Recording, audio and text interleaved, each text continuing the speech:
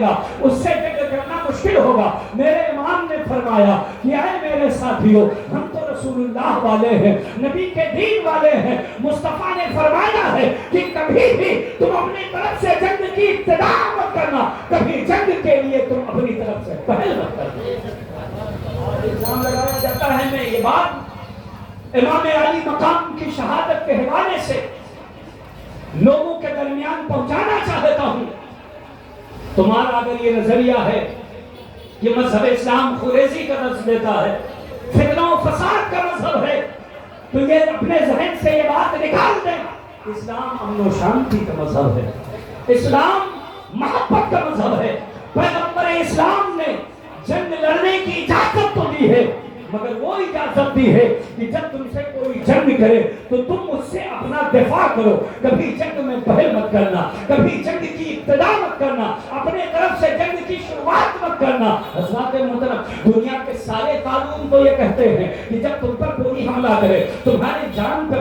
بن آئے تو اس کی دفاع میں تم بھی خاموش نہ رہو، بلکہ اس سے دفاع کرو، احسن طریقے سے اس کا دفاع کرو۔ اسلام کا یہی تو نظریہ ہے، مذہب اسلام کا یہی تو پیغام ہے۔ آخر یہ مذہب خوریزی کہاں سکھاتا ہے، دہشت گردی کا درس کہاں دیتا ہے؟ اس نے تو دفاع کے لیے کہا ہے کہ جب تمہارے سامنے لوگ تمہارے لیے قتل کے لیے آمادہ ہو جائیں، پکڑ کے آئے ہیں، آپ کے ہر پیغام سے پورے عالم کے لیے رحمت ہی کو چنانچہ نبی اکرم صلی اللہ تعالی علیہ وسلم کے ارشادات و فرمودات کے مطابق امام علی مقام نے ہر درجہ تک جنگ کو ٹالنے کی آپ نے صورتیں بنائی۔ آپ نے سوچا کہ جنگ ٹل جائے۔ امام علی مقام جنگ اس لیے ٹال رہے تھے کہ خوریزی نہ ہو، فتنہ فساد اور غارت گری نہ ہو۔ امام علی مقام اس لیے نہیں کہ آپ اپنی شہادت سے ڈرتے تھے۔ امام علی مقام کی شہادت کا چرچا تو آپ میں بچپن ہی میں ہو گیا تھا۔ اگر ڈرتے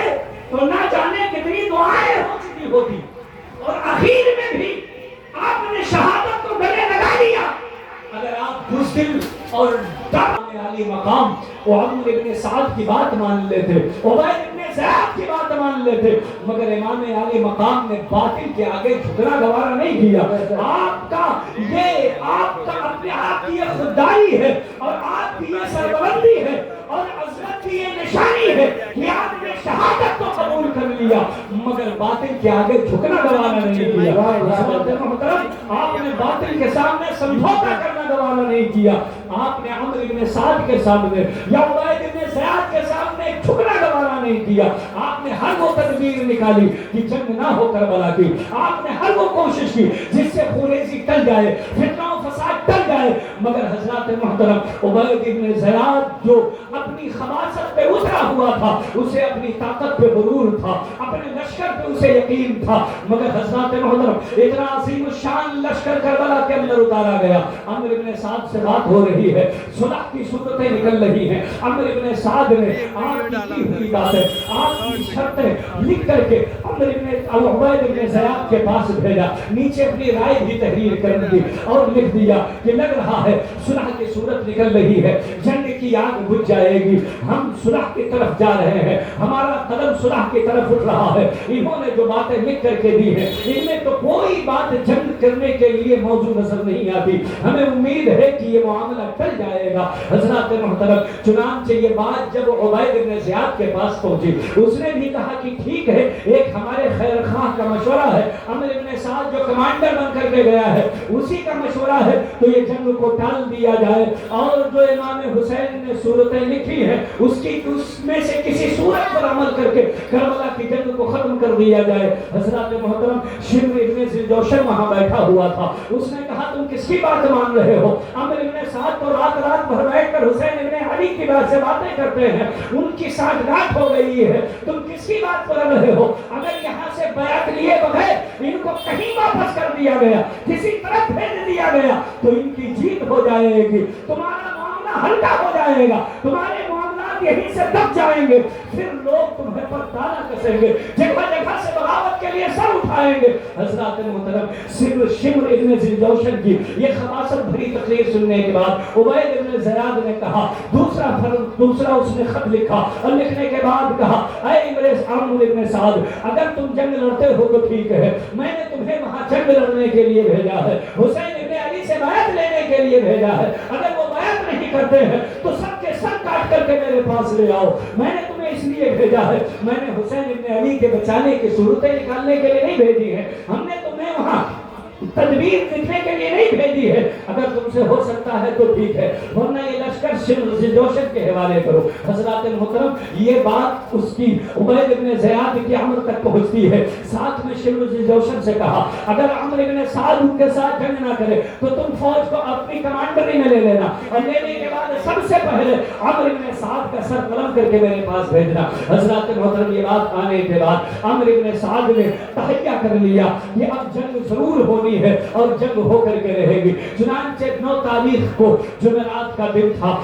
عصر سے کچھ پہلے کے لشکروں کو حملہ کے لیے بول دیتا ہے اور تیر خیمہ حسینی کی طرف اچھال کر کہتا ہے، اے کربلا میں موجود سپاہیوں اس بات کے گواہ ہو جانا، عبید بن زیاد کے پاس یا یزید کے پاس یہ گواہی دینا کہ سب سے پہلے خیمہ حسینی کی طرف تیر ہم نے چلایا تھا۔ حضرات محترم تیر اچھالا، حملہ کرنے کے لیے اس نے آرڈر دے دیا، فوج آگے بڑھنے لگی۔ امام علی مقام اپنے خیمے میں ہے، حضرت زینب آپ کے پاس پہنچتی ہے، پہنچنے کے بعد کہا بھائی جان ذرا دیکھیے تو صحیح، آخر دشمنوں کے فوجوں کی آواز بہت قریب سے آنے لگی ہے، آخر کیا بات ہے؟ امام علی مقام نے خیمے سے باہر دیکھا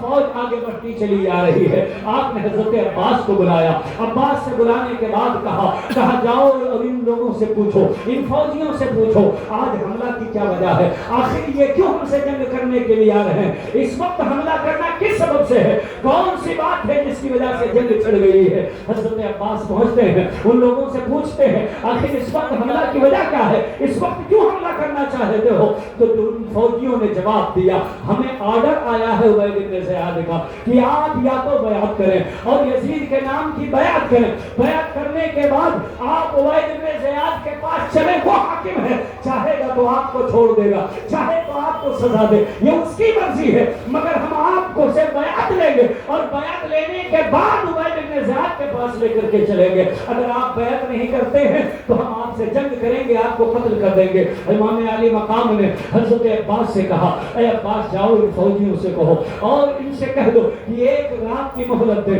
یہ 9 تاریخ ہے، آنے والی شب جس شب میں ہم اور آپ یہاں بیٹھے ہوئے ہیں یہی شب عاشور ہے، عاشورہ کی شب کے لیے آپ نے فرمایا کہ آنے والی شب، آنے والی رات وہ عاشور کی رات ہے، اس سے کہو یہ عاشور کی رات گزر جائے، عاشورہ کا دن آنے دے، کل جنگ کر لیں گے، آج کی رات ہمیں مہلت دے، ہم دل کھول کر کے اس رات میں عبادت و ریاضت کرنا چاہتے ہیں۔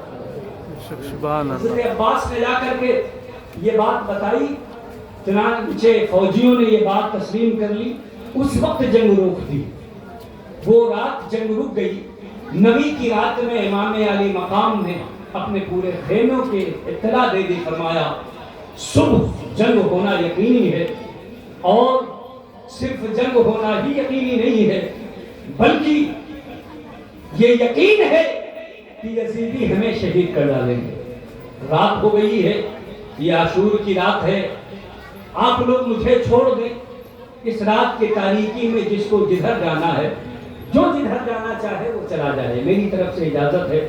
ہمیں امید ہے کہ میری شہادت کے بعد یہ یزیدی آپ لوگوں سے کوئی مواخذہ نہیں کریں گے، آپ لوگوں کو کوئی نہیں ڈھونڈے گا، آپ لوگوں سے کچھ نہیں کہیں گے۔ آپ نے فرمایا مگر آپ کے جانثار ساتھی، آپ کے اہل بیت اطہار، آپ کے ساتھ رہنے والے حضرت مسلم ابن عقیل کے فرزند حضرت علی رضی اللہ تعالیٰ عنہ کے صاحبزادگان، ان سب نے ایک بیک زبان کہا اے امام المسلمین، ہماری زندگی آپ کی شہادت کے بعد ہو، ہم اس زندگی کو پسند نہیں کرتے، ایسی زندگی ہمیں نہیں چاہیے، ہم ایسے جی کر کے کیا کریں گے جو آپ کے شہادت کے بعد ہمیں ملے، ہم آپ سے پہلے راہ خدا میں شہید ہونا چاہتے ہیں۔ رات کی تاریکی تھی، خیمہ چھوڑ کر کوئی واپس نہیں گیا۔ حضرات محترم، آپ کے جانثاروں میں آپ کے چاہنے والوں میں ایسے ایسے وفادار اور جانشار موجود تھے جنہوں نے قدر سیکھا ہی نہیں تھا۔ چنانچہ حضرت علی کے 4 فرزند، حضرت عباس اور حضرت عباس کے 3 بھائی، حضرت عثمان، حضرت عبداللہ اور حضرت عمر، یہ 3 نام 4 بھائی حضرت عباس کے۔ حضرت عباس ام البنین کی بطن سے تھے، حضرت خاتون جنت کے شکم سے نہیں تھے۔ حضرت خاتون جنت کے وصال کے بعد مولائے کائنات نے حضرت ام البنین سے شادی کی تھی۔ حضرت ام البنین سے جو نکاح ہوا تھا حضرت عباس ان سے تھے۔ 3 ان کے بھائی بھی وہاں پر موجود تھے۔ حضرات محترم، ام البنین کوفہ کی رہنے والی تھی، آپ کا وہاں خاندان تھا، آپ ہی کے خاندان سے شمر ذوالجوشن بھی تھا۔ وہاں پر حضرت عباس کے ماموزاد بھائی جن کا بڑا اثر تھا، انہوں نے اپنے ان 4 پھوپھیزاد بھائیوں کے لیے امان کا پروانہ لکھوا لیا تھا عبید اللہ ابن زیاد سے۔ کہا تھا کہ میرے خاندان کی ایک بیٹی وہاں ہے، ان کے ساتھ صاحبزادگان، ان کے فرزند بھی حسین ابن علی کے ساتھ آئے ہوئے ہیں، میں چاہتا ہوں کہ وہ سب ہمارے پھوپھیزاد بھائی ہیں، ان کے لیے آپ امان کا پروانہ لکھ دیں کہ انہیں کوئی تکلیف نہ پہنچائے، ان پر نہ کوئی تیر چلائے، نہ تبر چلائے، نہ تلوار چلائے، ان کو امان دے دیا جائے، وہ ہمارے رشتہ دار ہیں، ہمارے عزیز ہیں۔ چنانچہ انہوں نے اپنا امان کا پروانہ اپنے غلام کے ذریعے بھجوایا، مگر حضرت عباس اور آپ کے بھائیوں نے اس پروانے کا انکار کر دیا اور فرمایا کہ میرے لیے امان کی کوئی ضرورت نہیں ہے، عبید اللہ ابن زیاد کے امان سے بہتر مجھے اللہ و رسول کا امان ہے، مجھے اس امان کی کوئی ضرورت نہیں ہے، اس امان پر میں زندگی گزاروں، حسین ابن علی شہید ہو جائے یہ مجھے منظور نہیں ہے۔ چنانچہ جنگ سے پہلے بھی شمر ذوالجوشن جب وہ خط لے کر کے عمرو بن سعد کے پاس آیا تھا تو اس نے بھی پکار کر کہا، کہاں ہے ہماری بہن کے لڑکوں، آؤ تم سب کے لیے امان ہے، تم اس خیمے سے نکل کر کے آؤ، تم سے کوئی مواخذہ نہیں ہوگا، تمہیں چھوڑ دیا جائے گا، تم سے کوئی بھی زجر و توبیخ نہیں کرے گا، تم سے کوئی مطالبہ نہیں ہوگا۔ اس وقت حضرت عباس نے کہا تھا تمہارے لیے میرے لیے امان ہے اور شہزادے رسول کے امان کے لیے امان نہیں ہے، حسین ابن علی کے لیے امان نہیں ہے، میں ایسے امان کو اپنے جوتے کے ٹھوکر پر رکھتا ہوں، مجھے ایسے کسی امان کی ضرورت نہیں ہے، اگر یہ زندگی ہے تو حسین ابن علی کے قدموں پہ لڑتے لڑتے شہید ہو جانے کے لیے۔ حضرات محترم، چنانچہ حضرت عباس بھی کربلا میں شہید ہوئے، آپ کے یہ 3 بھائی حضرت علی کے فرزند یہ شہید ہوئے۔ حضرت عباس کا تو چرچا ہوتا ہے مگر ان کے 3 بھائیوں کو چھوڑ دیا جاتا ہے، ان کے 3 بھائیوں کا عموماً ذکر نہیں ہوتا، یہ بہت بڑی ناانصافی ہے۔ شاید ذاکرین اس لیے گھبراتے ہو کہ ان کے نام خلفائے ثلاثہ کے نام پر رکھے گئے تھے، اس لیے ان کے نام نہ لیتے ہو، مگر حضرات محترم حضرت علی کا یہ عمل بتا رہا ہے، انہوں نے اپنے فرزندوں کے نام خلفاء کے نام پر رکھے، حضرت عثمان کے نام پر اپنے فرزند کا نام رکھا، حضرت عمر کے نام پر اپنے فرزند کا نام رکھا، حضرت ابوبکر کے نام پر اپنے صاحبزادوں کا نام رکھا۔ یہ بتا رہا ہے کہ حضرت علی رضی اللہ تعالی عنہ کو کتنی محبت خلفاء سے تھی۔ اس نام کے فرزند آپ کے کربلا میں امام حسین کا ساتھ دیتے دیتے شہید ہوتے ہیں۔ حضرت عباس کا نام کون نہیں جانتا ہے، ان کی شہادت کا چرچا کہاں نہیں ہوتا ہے۔ حضرت عباس لمبا تارے لشکر تھے۔ حضرات محترم، ان کے 3 اور بھائی بھی کربلا میں شہید ہوئے ہیں۔ میں عرض یہ کرنا چاہتا ہوں، عمرو بن سعد نے جب خیمہ حسینی کی طرف تیر اچھالا، امام علی مقام نے عاشور کے رات کی مہلت مانگی، آپ نے وہ رات کی مہلت لی ہے۔ آپ جائزہ لیجئے کربلا کے اندر خیمہ حسینی میں کیا ہو رہا ہے، آپ کے شہزادوں کے خیمے میں کیا ہو رہا ہے، آپ کے اہل بیت کے خیمے میں کیا ہو رہا ہے۔ پوری رات نماز کی پابندی، نماز کی کثرت ہو رہی ہے، نوافل کی کثرت ہو رہی ہے، دل کھول کر کے امام علی مقام اور آپ کے گھر والوں نے اس رات نماز پڑھی، کثرت سے عبادت فرمائی۔ حضرات محترم، قرآن کی تلاوت ہوئی، نہ جنگ کی تیاری۔ آپ سوچئے، آپ کو بتا دیا جائے، آپ کے سامنے اتنا عظیم لشکر موجود ہو اور وہ لشکر اب تو شک نہیں رہ گیا تھا کہ جنگ نہیں ہوگی، حملہ ہو چکا تھا، حملہ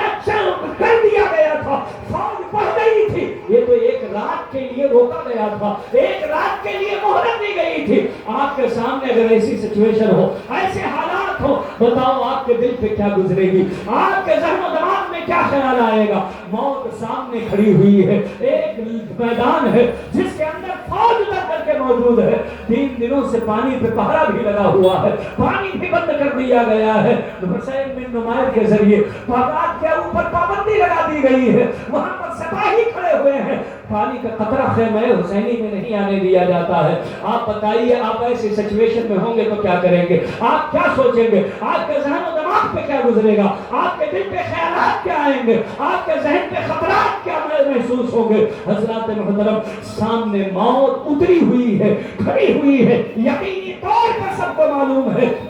کہ رات گزرے گی تو صبح شہید ہونا ہے، مگر اس عظیم رات میں، ایسے خطرات کے بادل میں، ایسے تلواروں کے سائے میں، جو ڈاکٹر اقبال نے کہا تھا بھی ازانے کبھی یورپ کے کلیساؤں میں، کبھی افریقہ کے تپتے ہوئے صحراؤں میں، شان آنکھوں میں نجستی تھی جہاداروں کی، کلمہ پڑھتے تھے ہم چھاؤں میں تلواروں کی، تو یہ کسی اور کے لیے نہیں بلکہ یہ امام حسین اور ابن حسین کے لیے کہا تھا اور بتایا تھا کہ تلوار کا سایہ ہے، مگر حسین رات میں کلمے کی شہادت دے رہے ہیں، قرآن کی تلاوت کر رہے ہیں، نماز میں کثرت کر رہے ہیں۔ سبحان اللہ۔ آج ہمارا حسینی دعویٰ تو کرتے ہیں کہ ہم امام حسین سے بڑی محبت کرتے ہیں، میرے بھائیوں، صرف زبان سے دعویٰ ہی کافی نہیں ہے، ہمارا عمل بھی حسینی ہونا چاہیے، ہمارا کردار بھی حسینی ہونا چاہیے۔ اس رات میں اہل بیت نے کثرت سے عبادت کی تھی، تو آج کی رات ہم تفریح گاہ نہ بنائیں، آج کی رات کو ہم تفریح کے نظر نہ کریں، موٹر سائیکل میں تیل ڈلوا کر 3-3 4-4 لوگ اس پر بیٹھ کر کے دیسی کے ساتھ فراٹے بھرتے ہوئے یہاں وہاں تھما چوکڑی کرنے کے لیے رات نہیں ہے۔ اگر واقعی حسینی ہے اور سچے حسینی ہے تو دل سے یاد کرو کربلا کی تاریخ کو، دل سے یاد کرو امام حسین کو، دل سے یاد کرو ان کے شہزادوں کو، دل سے یاد کرو اہل بیت پر ڈھائے ہوئے مظالم کو۔ اگر آپ نے واقعی ان مظالم کو محسوس کر لیا تو پھر آپ لہو لہب کرتے ہوئے نظر نہیں آئیں گے، آپ تھما چوکڑی بھرتے ہوئے نظر نہیں آئیں گے، آپ کشف کرتے ہوئے نظر نہیں آئیں گے، آپ فحاشی کو فروغ دیتے ہوئے نظر نہیں آئیں گے، آپ اپنے نفس کو شانت کرنے کے لیے اپنے لہو لہب و تفریح کا سامان فراہم کرتے ہوئے نظر نہیں آئیں گے۔ یہ دن، یہ ایام، یہ رات، یہ یوم عاشور یہ تفریح کے لیے نہیں ہے کہ اس دن جانور لڑایا جائے، یہ اس لیے نہیں ہے کہ موٹر سائیکل کی ریس لگائی جائے، یہ دن اس لیے نہیں ہے کہ لاٹھی اور دھما چوکڑی کے مظاہرے کیے جائیں، بلکہ یہ دن اور یہ رات امام حسین کو یاد کرنے کی رات ہے، والوں کو یاد کرنے کی رات ہے، اہل بیت کے فن کو محسوس کرنے کی رات ہے۔ خدا توفیق دے اگر یاد حسین میں تنہائی میں بیٹھ کر آپ کی آنکھوں سے ایک قطرہ نکلتا ہے، یاد رکھو وہ قطرہ آپ کے جہنم کی آگ کو بجھاتا ہے۔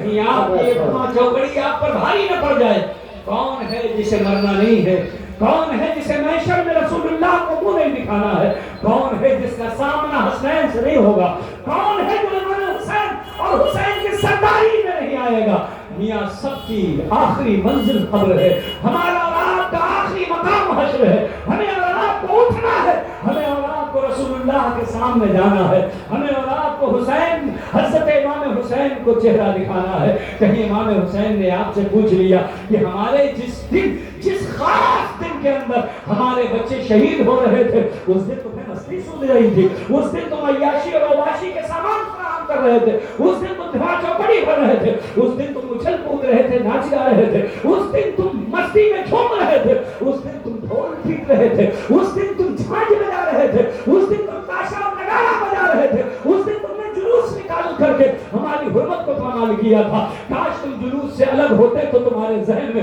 کربلا اور حسین یاد آتا، کاش تم تنہائی نہ بیٹھے ہوتے، کاش تم نے کربلا کا تصور کیا ہوتا، کاش تم نے اپنی نگاہوں کے اندر کربلا کے مناظر جمائے ہوتے تو تمہارے من میں یہ لہو لہب نہیں آتے بلکہ تمہاری آنکھیں چھلک پڑتی، تمہیں یاد حسین ہو جاتا، تمہیں ذکر حسین کی توفیق مل جاتی اور تمہیں حسین میں تمہارے عشق نکل کر کے آخرت کا سامان کرتے۔ سبحان اللہ۔ معلوم یہ ہوا کہ ہمیں اور آپ کو ان ایام میں خصوصی طور پر ایک مولد کی حیثیت سے ہمارا آپ سے کوئی بہت قریبی رشتہ نہیں ہے، مگر ایک رشتہ ہے ایمان کا۔ ایک ان کاموں سے بچ جاؤ جو امام حسین کی یاد میں خلل انداز ہو گئے۔ حضرات محترم، ہم اور آپ تماشا کرتے ہیں، بھیڑ اکٹھا ہوتی ہے، ہمارے اور آپ کے گھر کی پردہ خاتون جو ہمیشہ پردہ کرتی ہے نہ جانے کیوں گلیوں میں اتر جاتی ہے۔ یہ نقاب پہنی ہوئی خاتون کہاں سے آتی؟ یہ کس قوم کی بیٹیاں ہیں؟ میں پوچھنا چاہتا ہوں، یہ عزت والی اور پردے والی خاتون ہیں جو گھروں کی زینت بنی رہتی ہے، آخر کیا ضرورت ہے انہیں میدان میں نکلنے کی؟ آخر کیا ضرورت ہے نقاب ہی میں صحیح مگر گلیوں میں اترنے کی؟ کیا آپ نہیں اترو گی تو یاد امام علی مقام نہیں بنایا جائے گا؟ ارے میری قوم کے مقدس شہزادیوں، تمہاری حرمت کا دین نے اتنا خیال کیا ہے کہ تمہیں نماز کے لیے مسجد آنے سے روک دیا ہے، حالانکہ جیسے فرض نماز مردوں پر فرض ہے ایسے ہی عورتوں پر بھی فرض ہے ایام مخصوصہ کو چھوڑ کر کے، مگر آپ کو مسجد آنے سے منع کر دیا گیا یہ آپ کی جس میں ناظرین کو کہیں کسی قسم کی تکلیف نہ پہنچے، تو گھروں میں نماز پڑھنے کی اجازت دے دی گئی۔ جو ثواب مرد کو مسجد میں آ کے ملے گا وہ آپ کو گھر کے اندر نماز پڑھنے سے آپ کو ثواب ملے گا۔ نماز کے لیے حضرت عمر نے منع کر دیا، پابندی لگا دی، مت نکلو بھیڑ میں، ازدحام میں مت آؤ، ارے عبادت کے لیے ہے اپنے گھروں میں عبادت کرو۔ آپ یاد حسین اپنے گھروں میں منائیں، ذکر حسین کی محفل اپنے گھروں میں کر لو، آپ کو جتنا آتا ہو، کچھ نہیں آتا تھوڑی دیر بیٹھ کر کے مصلی پہ یا حسین کر دو، ہاتھ اٹھا کے بولو سبحان اللہ۔ امام علی مقام کو یاد کر لو، سیدہ سکینہ کو یاد کر لو، سیدہ زینب کو یاد کر لو، خاتون جنت کو یاد کر لو، ان کے فرزندوں پر ہوئی پریشانیوں کو بیٹھ کر کے محسوس کر لو۔ تمہارے گھر میں اتنا یاد کر لینا، صرف یا حسین کی تصویر پڑھ لینا تمہارے لیے نجات کے لیے کافی ہوگا۔ تمہیں گلیوں میں نکلنے کی ضرورت نہیں ہے، تمہیں بھیڑ میں جانے کی ضرورت نہیں ہے، تمہیں ازدحام بڑھانے کی ضرورت نہیں ہے۔ یہ کوئی تفریح گاہ نہیں ہے، میلہ کا دن نہیں ہے، بلکہ غم حسین منانے کا دن ہے، امام حسین کو یاد کرنے کا دن ہے، امام حسین کا تذکرہ کرنے کا دن ہے۔ یاد کرو امام حسین کو، ان کے نام پر جتنا ہو سکے کرو، سبیلے لٹکاؤ امام حسین کے نام پر، شربت پلاؤ امام حسین کے نام پر، کھچڑے بناؤ امام حسین کے نام پر، فاتحہ کراؤ امام حسین کے نام پر، شربت بانٹو امام حسین کے نام پر، اور اللہ توفیق دے تو غریبوں کو امام حسین کے نام سے کچھ ان کی امداد کر دو، یتیموں کی کفالت کر دو، بیواؤں کی مدد کر دو، کسی کے گھر راشن بھیج دو، کوئی بیمار ہو اپنے حسین میں امام حسین کے نام سے اس کا علاج کرا دو۔ یقین مانو سچے پکے حسینی ہونے کا حق ادا ہے۔ حضرات محترم، ہم اور آپ امام علی مقام کو یاد کرنے والے ہیں، امام علی مقام سے محبت کرنے والے ہیں۔ ہمارا اور آپ کا طریقہ، ہماری اور آپ کی شبانہ روز اور شبانہ روز کا عمل وہ امام حسین سے سچی اور پکی محبت ہو، امام حسین کی سچی اور پکی یاد ہو، امام حسین کا تذکرہ ہو۔ ذرا سوچئے، پوری رات اہل بیت اطہار نے اپنے خیموں کے اندر عبادت میں گزار دی، عبادت کر رہے ہیں، کوئی تیاری نہیں، نہ تلوار کو دھار لگائی جا رہی ہے، نہ اسے سیقل کیا جا رہا ہے۔ امام علی مقام پہلے بھی کوئی فوج لے کر نہیں آئے تھے، فوج کی شکل میں نہیں آئے تھے، جنگ کی تیاری سے نہیں آئے تھے، وہ تو اس وقت کا زمانہ تھا، چند تلواریں اور شمشیریں آپ کے پاس تھی جو ہر وقت ساتھ رہا کرتی تھی۔ آپ کے خیمے میں چند تلواریں ہی تھی جو سنگ خوردہ تھی، مگر تلواریں نہ سیکل کی جا رہی ہیں، نہ کمانوں کو سدھارا جا رہا ہے، نہ دھار کو مضبوط کیا جا رہا ہے، نہ جنگ کے آلات چیک کیے جا رہے ہیں، بلکہ یہ پیغام دیا جا رہا ہے حسین اور حسین کے گھر والوں کا مقصد اور پیغام جنگ نہیں ہے، بلکہ یہ قرآن ہے جس کی تلاوت کر رہے ہیں، یہ عبادت ہے جس کے لیے سجدے کر رہے ہیں۔ ربوں نے ہاتھ اٹھا کے بولے سبحان اللہ۔ امام علی مقام کی یاد میں ہم اور آپ یہاں بیٹھے ہیں، امام حسین کا ذکر سن رہے ہیں۔ کل صبح بھی آپ حضرات وقت پر تشریف لائیں تاکہ شہادتیں آپ کے سامنے بیان کی جا سکیں، اور جلد سے جلد بیان شروع ہو۔ کل جمعہ کا دن ہے، ہمیں اور آپ کو اپنے ان مراسم سے فارغ ہو کر کے جمعہ میں شرکت کرنا کام ہے۔ آپ انتظام کریں، فاتحہ کروائیں، ذکر کروائیں، قرآن خوانی کریں، خود بھی پڑھیں، کلمہ پڑھیں، تسبیح پڑھیں، ذکر کریں، اذکار کریں، جس سے جو ہو سکے، جو بھی نیاز ہو وہ امام علی مقام کی بارگاہ میں اور کربلا والوں کے بارگاہ میں پیش کریں۔ حضرات محترم، یہ عظیم شان محفل آپ کے درمیان منعقد ہے، آپ خوب جانتے ہیں اور آپ کو معلوم ہے اس مہنگائی کے دور میں بہت سارے خرچے ہوتے ہیں، ایک لمبا خرچ آتا ہے، آپ حضرات ہی کے ذمے اس محفل کا پورا خرچ ہوتا ہے، آپ کی دریا دلی امام حسین کی محبت آگے آتی ہے اور آپ ہی کی وجہ سے یہ محفل انجام پاتی ہے، اس کی تمام ضرورتیں لائٹ ٹینٹ وغیرہ کی ضرورتیں یہ پوری ہوتی ہیں۔ اچھا